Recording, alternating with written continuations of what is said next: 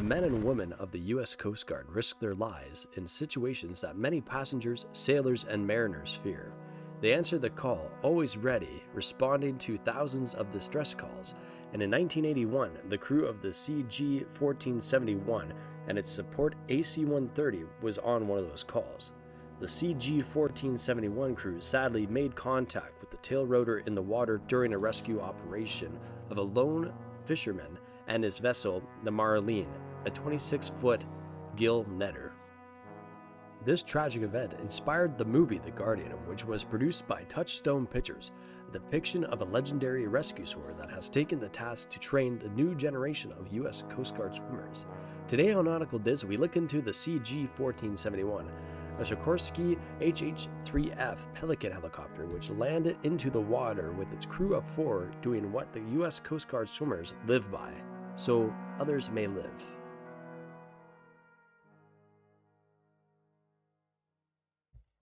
The Sikorsky S-61 had a new variant that the U.S. Coast Guard used, which was the HH-3F Sea King, which was commonly known as the Pelican. The new helicopter featured a search radar with a nose cone radome offset to the port and water landing capability, which helps with capabilities of operating in any weather conditions.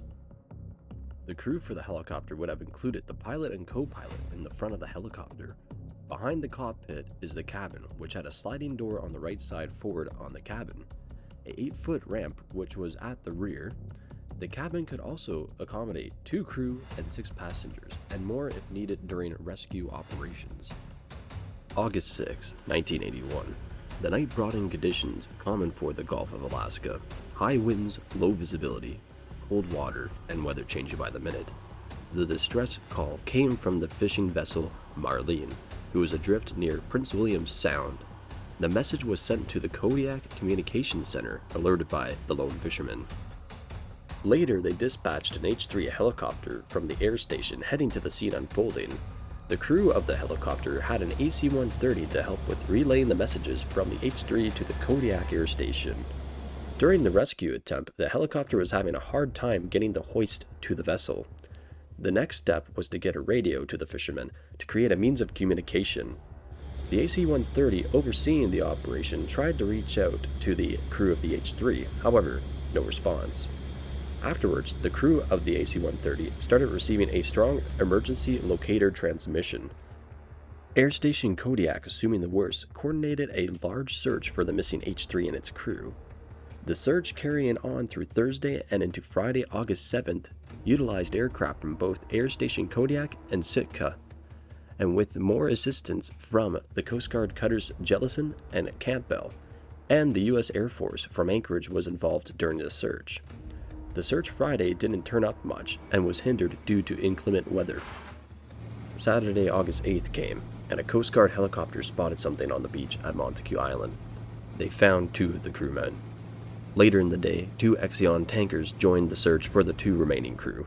Sunday, August 9th, at around 1 p.m., a fishing vessel by the name Daryl J. contacted the U.S. Coast Guard, saying that it had found the missing H-3 helicopter near McPherson Range of Naked Island. An AC-130 flying over the area confirmed that the helicopter was floating upside down in shallow water. The U.S. Coast Guard cutter Sedge went to the wreckage, however, no sign of the other 2 missing crewmen. Monday, August 10th. The search party had found an inflated life raft.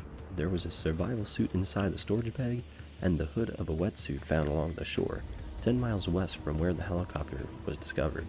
In the meantime, the National Guard helicopter recovered the H-3 helicopter from the water and lifted it onto the deck of the vessel, the Polar Star's deck, which would be examined there to find the cause of the accident. Wednesday, August 12th. The search party found another one of the missing crew, who was able to put the survival suit on before succumbing to the weather and the sea. They were found and recovered on the southeast shore of Naked Island in Prince William Sound. The next day, Thursday, August 13th, the search party found a glove belonging to a crewman on Disk Island. After searching the vicinity, they were not able to locate the last missing crewman, and after 10 days with the Coast Guard, U.S. Air Force, National Guard, roadside companies, and fishermen, the search was suspended, leaving the 1 crew member missing at sea. authorities what he witnessed during the rescue attempt. They were having issues hoisting him off of his vessel due to 20-foot waves and 50-knot winds.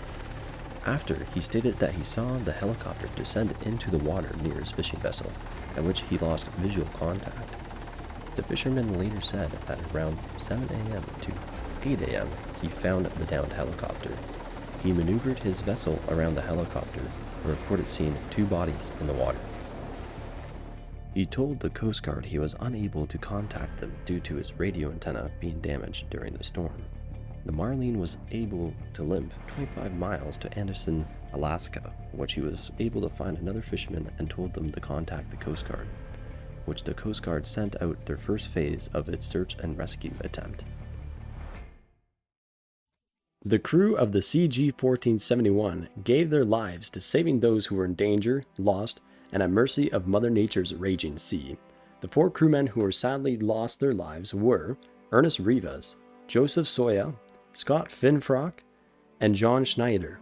They'll always be remembered for being heroes, going above and beyond to save those who are caught in the wrath of the ocean, and fully honoring the motto of the Coast Guard, always ready, and the Coast Guard swimmers, so others may live. Thank you for tuning in to Nautical Diz. If you like this video, please like and subscribe for more content like this.